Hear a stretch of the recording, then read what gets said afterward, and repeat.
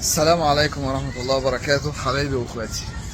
دلوقتي مسكة الفارة والشغل بيها طبعا ده بيحتاج حبة خبرة، حبة نصايح هنقول بسيطة بس هتفيدك جدا في سن الكسير وطول عمر السن، ان هو الكسير ما يحفاش منك بسرعة.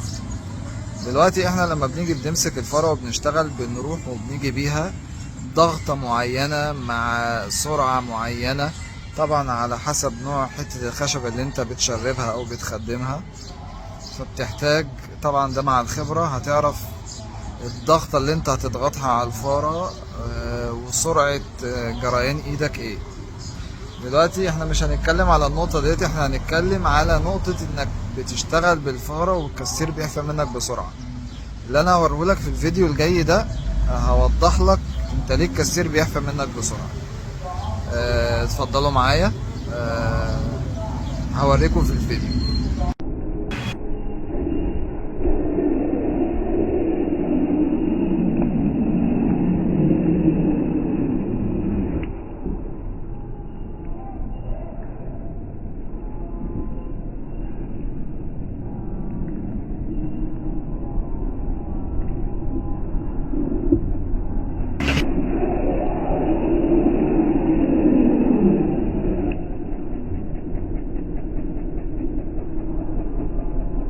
طبعا الفيديو اللي انتوا شفتوه دوت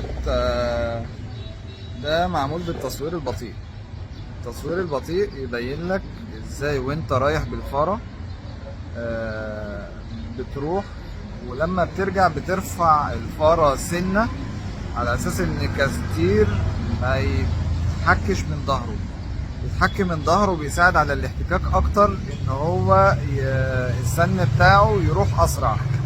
فانت ان شاء الله باذن الله مع الخبره بتاعتك، مع مسكه الفاره، مع الضغطه بتاعتك، مع انك ترفع ايدك وانت راجع بالكسير دوت حاجه هتساعدك اكتر ان الكسير هيقعد معاك فتره اطول. وارجو ان انا اكون فدتكم في الفيديو، والسلام عليكم ورحمه الله وبركاته.